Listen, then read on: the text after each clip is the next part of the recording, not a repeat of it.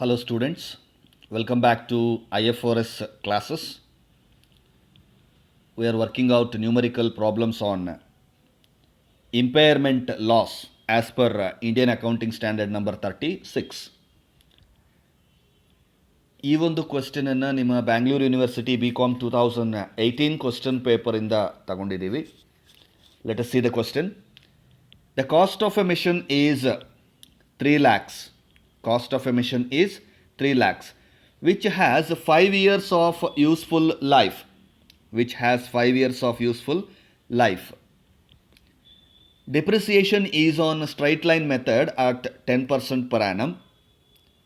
Machine is expected to generate rupees 30,000 per annum net cash flow for 5 years. The net realizable value of the machine on current date is 1,40,000. The required rate of return is 10% per annum. Calculate carrying amount of the machine, impairment loss, revised carrying amount. So idishtunu ನಾವು calculate ಮಾಡಬೇಕಾಗತ್ತೆ. So let us see one by one. Cost of a machine is 3 lakhs. The original cost of the machine is 3 lakhs, which has 5 years of useful life. 5 years of useful life. And they are not talking about the total life of the asset, which has 5 years of useful life. That means ಈ ಮಿಷನನ್ನು ತಗೊಂಡು ಸುಮಾರು ದಿನ ಆಗೋಗಿದೆ, ಇನ್ನೂ 5 ವರ್ಷ ಇದರ useful life ಉಳಿದಿದೆ. That's not the total life they are talking about. So depreciation is on straight line method at 10% per annum. ಆಮೇಲೆ ಇನ್ನೊಂದು thing you have to very carefully understand here. When they are talking about the cost of the machine, they are telling that it is 3 lakhs. Cost of the machine is 3 lakhs. The remaining useful life is 5 years. Depreciation, they are telling 10% per annum. They have not told anything about scrap or salvage value of this asset. 10% per annum depreciation straight line method alli charge ಮಾಡಿದ್ರೆ that becomes 30,000 rupees per year. 10% per year charge ಮಾಡಿದ್ರೆ ನೀವು complete cost of the machine 3 ಲಕ್ಷವನ್ನು depreciation charge ಮಾಡೋದಕ್ಕೆ ನಿಮಗೆ 10 years ಬೇಕಾಗುತ್ತೆ ಅಲ್ವಾ?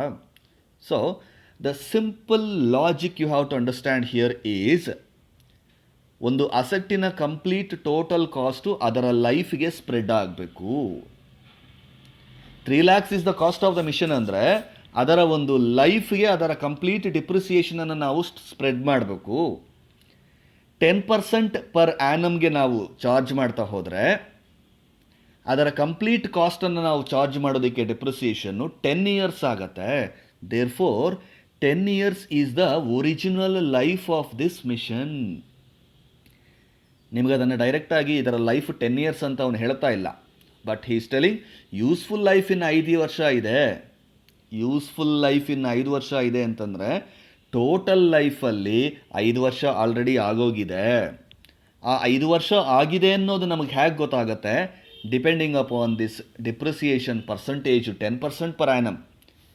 10% per annum ಅವರು depreciation charge ಮಾಡ್ತಾರೆ ಅಂತಂದರೆ ಟೋಟಲ್ ವ್ಯಾಲ್ಯೂ ಆಫ್ ದಿ ಮಿಷನನ್ನು ಅವರು ಚಾರ್ಜ್ ಮಾಡಬೇಕಾದ್ರೆ 10 ಇಯರ್ಸ್ ಬೇಕಾಗತ್ತೆ.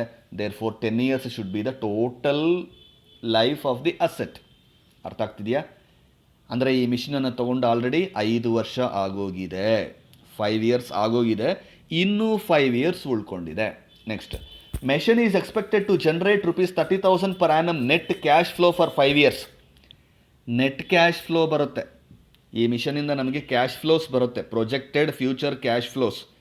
This projected future cash flows are used to calculate the value in use. Value in ಯೂಸನ್ನು ನಾವು ಕ್ಯಾಲ್ಕುಲೇಟ್ ಮಾಡಬೇಕಾದ್ರೆ ಫ್ಯೂಚರ್ ಪ್ರೊಜೆಕ್ಟೆಡ್ ಕ್ಯಾಶ್ ಫ್ಲೋಸನ್ನು ನಮಗೆ ಕೊಡ್ತಾರೆ. Then net realisable value of the machine on current date is 1,40,000. Net realisable value ಅಂದರೆ sale ಮಾಡಿದ್ರೆ ನಮಗೆ ಹಣ ರಿಯಲೈಸ್ ಆಗುವಂಥದ್ದು. Therefore sale value, that is fair market value, fair value of the asset is given. So in this case fair value of the asset is 1,40,000. 1,40,000 is the fair value. And value in ಯೂಸನ್ನು ನಾವು calculate ಮಾಡಬೇಕು. ಮಾಡೋದಕ್ಕೆ ಅವರು ಕೊಟ್ಟಿದ್ದಾರೆ ವರ್ಷಕ್ಕೆ 30,000 ರೂಪಾಯಿ net cash flow ಬರುತ್ತೆ ಅಂತ ಹೇಳಿದ್ದಾರೆ. ಅದನ್ನು ನಾವು ಡಿಸ್ಕೌಂಟ್ ಮಾಡ್ಕೋಬೇಕಾಗತ್ತೆ. ಡಿಸ್ಕೌಂಟ್ ಮಾಡ್ಕೊಳ್ಳೋದಕ್ಕೆ ರೇಟ್ ಆಫ್ ರಿಟರ್ನ್ 10%. ಸೊ 10%ಗೆ present value is also given. Present value factor is also given. Therefore 30,000 rupees per annum into 3.79 is the factor they are giving, and this is annuity. You might have studied about annuity factors in your financial management subject last year. 30,000 per year ಕೊಟ್ಟಿದ್ದಾರೆ.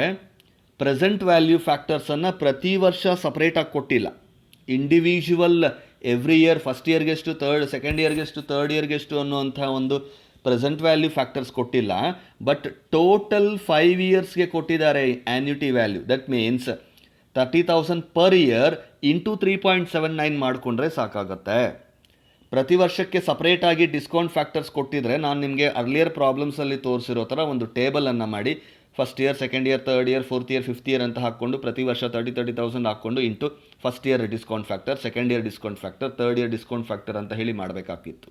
But here it is not supposed to do like that. They have given the total discounting factor for all the 5 years. 5 yearsಗೂ discounting factor ಸೇರಿ ಒಟ್ಟಿಗೆ ಕೊಟ್ಟಿರೋದ್ರಿಂದ 30,000 per annum into total 3.79 ಅಂತ ಹಾಕ್ಕೊಂಡು ಮಾಡಿದ್ರೆ ಸಾಕಾಗುತ್ತೆ. ಇದನ್ನು confuse ಮಾಡಿದ್ರೆ ಕೇರ್ಫುಲ್ಲಾಗಿ ನೀವು ಅರ್ಥ ಮಾಡ್ಕೋಬೇಕಾಗತ್ತೆ. ಯಾವಾಗ ನಮಗೆ ಆ್ಯನ್ಯುಟಿ ಅಂತ ಕೊಟ್ಬಿಟ್ಟು ಟೋಟಲ್ 5 ಇಯರ್ಸ್ಗೆ ಒಂದೇ ಡಿಸ್ಕೌಂಟಿಂಗ್ ಫ್ಯಾಕ್ಟರನ್ನು ಕೊಟ್ಬಿಡ್ತಾರೋ, ಒಂದು ವರ್ಷಕ್ಕೆ ನಾವು ಎಷ್ಟು ಕ್ಯಾಶನ್ನು ರಿಸೀವ್ ಮಾಡ್ತಾ ಇದ್ದೀವೋ 30,000 ಅದನ್ನು ತೊಗೊಂಡು ಡೈರೆಕ್ಟಾಗಿ ಮಲ್ಟಿಪ್ಲೈ ಮಾಡ್ಕೊಂಡ್ಬಿಟ್ರೆ ಸಾಕಾಗುತ್ತೆ. ಅದಲ್ಲದಿರ 5 ಇಯರ್ಸ್ಗೆ ಅವನು ಕೆಲವು ಪ್ರಾಬ್ಲಮ್ಸಲ್ಲಿ ಕೊಟ್ಟಂಗೆ ಫಸ್ಟ್ ಇಯರ್ಗಿಷ್ಟು, ಸೆಕೆಂಡ್ ಇಯರ್ಗಿಷ್ಟು, ಥರ್ಡ್ ಇಯರ್ಗಿಷ್ಟು ಅಂತ ಡಿಸ್ಕೌಂಟ್ ಫ್ಯಾಕ್ಟರ್ ಕೊಟ್ಟಿದ್ದರೆ ಸಪ್ರೇಟಾಗಿ ಮಲ್ಟಿಪ್ಲೈ ಮಾಡಿ ಆ್ಯಡ್ ಮಾಡಬೇಕಾಗಿತ್ತು. ಆ ಡಿಫ್ರೆನ್ಸನ್ನು ದಯವಿಟ್ಟು ಗಮನಿಸಿ. ನಾವು ಸೊ ನಮಗೆ ಫೇರ್ ವ್ಯಾಲ್ಯೂ ಇದೆ, ವ್ಯಾಲ್ಯೂ ಇನ್ ಯೂಸ್ ಕ್ಯಾಲ್ಕುಲೇಟ್ ಮಾಡ್ಬೋದು. And cost of the machine ಕೊಟ್ಟಿದ್ದಾನೆ. 5 ಇಯರ್ಸ್ ಯೂಸ್ಫುಲ್ ಲೈಫ್ ಇದೆ ಅಂತ ಹೇಳ್ತಾನೆ. ಡಿಪ್ರಿಸಿಯೇಷನ್ನು ಸ್ಟ್ರೈಟ್ ಲೈನ್ ಮೆಥಡ್ ಅಂತ ಹೇಳ್ತಾನೆ. ಸೊ ಡಿಪ್ರಿಸಿಯೇಷನ್ ಅವನು ಕೊಟ್ಟಿರೋ ಪರ್ಸಂಟೇಜಿಂದ ನಮಗೊಂದು ಹಿಂಟ್ ಸಿಗುತ್ತೆ. ಈ ಒಂದು ಮಿಷನಿನ ಟೋಟಲ್ ಲೈಫು 10 ಇಯರ್ಸ್ ಅಂತ ಹೇಳಿ.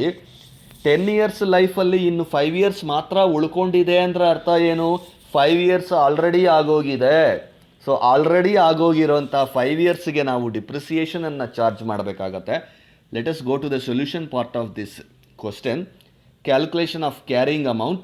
ಕಾಸ್ಟ್ ಆಫ್ ದ ಮಿಷನ್ ಅವರೇ ಕೊಟ್ಟಿದ್ದಾರೆ ಕ್ವಶನಲ್ಲಿ 3 lakhs rupees cost of the machine, less depreciation for 5 years at 10% per annum. 5 ಇಯರ್ಸ್ಗೆ ಡಿಪ್ರಿಸಿಯೇಷನ್ ಮಾಡಬೇಕು. 5 ಇಯರ್ಸ್ಗೆ ಡಿಪ್ರಿಸಿಯೇಷನ್ ಮಾಡಬೇಕು ಅನ್ನೋದು ನಮಗೆ ಹೇಗೆ ಗೊತ್ತಾಗತ್ತೆ? ಡಿಪ್ರಿಸಿಯೇಷನ್ 10% per annum ಅಂತ ಕೊಟ್ಟಿದ್ದಾರಲ್ಲ. 10% per annum ಅಂದರೆ ಏನು? ಒಂದು ವರ್ಷಕ್ಕೆ 10% ಆಗುತ್ತೆ. ಸೆಕೆಂಡ್ ಇಯರ್ಗೆ 20, 30, 40 ಈ ಥರ ಹೋದರೆ ನೀವು ಕಂಪ್ಲೀಟ್ ಕಾಸ್ಟ್ ಆಫ್ ದ ಮಿಷನನ್ನು ಕವರ್ ಮಾಡೋದಕ್ಕೆ ನಿಮಗೆ 10 ಇಯರ್ಸ್ ಆಗುತ್ತೆ. Therefore you have to assume the life, total life of the machine is 10 years.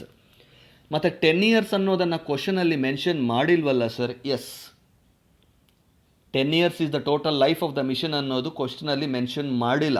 ಅದನ್ನು ನಾವು ಫೈಂಡ್ ಔಟ್ ಮಾಡಬೇಕು. Because you are the final year BCom students, you should understand what the hidden information they are going to tell us in the question. ಎಲ್ಲನೂ ಕ್ವಶನಲ್ಲಿ ಕೊಡೋದಿಲ್ಲ, ನಾವು ಒಂದಷ್ಟನ್ನು ಅರ್ಥ ಮಾಡ್ಕೋಬೇಕಾಗತ್ತೆ. 5 years useful life ಇನ್ನೂ ಉಳ್ಕೊಂಡಿದೆ ಅನ್ನೋ ಮಾತನ್ನು ಹೇಳಿದ್ದಾರೆ ಅವರು. 5 ಇಯರ್ಸ್ ಯೂಸ್ಫುಲ್ ಲೈಫ್ ಉಳ್ಕೊಂಡಿದೆ ಅಂತ ಹೇಳಿರೋ ಅಂಥವರು total life of the asset is 5 years ಅಂತ ಹೇಳಿಲ್ಲ. Total life of the asset 5 years ಆದರೆ ಡಿಪ್ರಿಸಿಯೇಷನ್ 20% ಆಗಿಬಿಡುತ್ತೆ ಅಲ್ವಾ? ಸಿಂಪಲ್ ಲಾಜಿಕ್ ಏನು? ನಾವು ಡಿಪ್ರಿಸಿಯೇಷನ್ ಚಾಪ್ಟರಲ್ಲಿ ಓದ್ಕೊಂಡಿರೋವಂಥದ್ದು ಅಸೆಟ್ಟಿನ ಟೋಟಲ್ ವ್ಯಾಲ್ಯೂ ಅದರ ಲೈಫಿಂದ ಡಿವೈಡ್ ಮಾಡಿಬಿಡಬೇಕು. ಒರಿಜಿನಲ್ ಕಾಸ್ಟ್ ಮೆಥಡಲ್ಲಿ ನಾವು ಡಿಪ್ರಿಸಿಯೇಷನ್ ಕ್ಯಾಲ್ಕುಲೇಟ್ ಮಾಡೋ ಮೆಥಡೇನೆ what is the formula? Cost of the asset minus residual value divided by life of the asset. ಅಂದರೆ ಮಿಷನ್ನು ಅಸೆಟ್ಟಿನ ಟೋಟಲ್ ವ್ಯಾಲ್ಯೂನ ಅದರ ಲೈಫಿಂದ ಡಿವೈಡ್ ಮಾಡಿಬಿಟ್ಟು ಸ್ಪ್ರೆಡ್ ಮಾಡಿಬಿಡಬೇಕು ಅಷ್ಟು ವರ್ಷಕ್ಕೆ. ಇಲ್ಲಿ 10% ಡಿಪ್ರಿಸಿಯೇಷನ್ ಅಂತ ಹೇಳ್ತಾನೆ. ನೀವು ಪ್ರತಿ ವರ್ಷ 10% ಚಾರ್ಜ್ ಮಾಡ್ತಾ ಹೋದರೆ 5 ಇಯರ್ಸ್ಗೆ ನಿಮಗೆ 10% ಅಂದರೆ ಎಷ್ಟು? 30,000 ಇಂಟು 5 1,50,000. ಸೊ 5 ಇಯರ್ಸ್ಗೆ ಬರೀ 1,50,000 ಮಾತ್ರ ಕವರ್ ಮಾಡ್ದಂಗೆ ಆಗುತ್ತೆ. ರಿಮೈನಿಂಗ್ 1,50,000 rupees ಏನಾಗುತ್ತೆ ಅಲ್ವಾ? So use some common sense and try to understand. The total life of the machine is 10 years. 5 years is already completed, ಇನ್ನೂ 5 years ಉಳ್ಕೊಂಡಿದೆ. So now you have to charge depreciation for the already completed 5 years. Therefore depreciation for 5 years at 10% per annum, that comes to 1,50,000. 3 lakhs into 10%, 30,000. 1 year ಗೆ 30,000. 5 years ಗೆ 30,000 into 5, 1,50,000. So cost of the mission 3 lakhs minus depreciation for 5 years 1,50,000. Less ಮಾಡಿಕೊಂಡ್ರೆ carrying amount of the asset 1,50,000. Carrying amount ಆಯಿತು. Next you should calculate value in use. Value in ಯೂಸನ್ನು calculate ಮಾಡಬೇಕಾದ್ರೆ ಅವರು annuity factor 5 years annuity ಫ್ಯಾಕ್ಟರನ್ನು ಕೊಟ್ಟಿರೋದ್ರಿಂದ net cash flows per annum into discounting factor into annuity factor. Net cash flows 30,000 into annuity factor they have given 3.79. If you multiply, you will get 1,13,700 is the value in use. You got value in use. Then net realizable value 1,40,000, that is given in the question itself. Net realizable value 1,40,000, that's given in the question itself. Now to calculate the recoverable amount ಯಾವ ಥರ calculate ಮಾಡ್ತೀವಿ? Value ಇನ್ use ಮತ್ತು net realisable value ಎರಡರಲ್ಲಿ ಯಾವುದು highest amount ಇರುತ್ತೋ ಅದನ್ನೇ ನಾವು recoverable amount ಅಂತ ತಗೊಳ್ತೀವಿ. ಸೊ ಇಲ್ಲಿ value in use is 1,13,700, net realisable amount is 1,40,000. Therefore recoverable amount should be 1,40,000 because 1,13,700ಗಿಂತ 1,40,000 ಹೈಯರ್ ಅಮೌಂಟ್ ಆಗಿರೋದ್ರಿಂದ your recoverable amount should be 1,40,000. So ನಮಗೆ ಕ್ಯಾರಿಯಿಂಗ್ ಅಮೌಂಟ್ ಬಂದಿದೆ, ರಿಕವರಬಲ್ ಅಮೌಂಟ್ ಬಂದಿದೆ. Proceed further to calculate impairment loss.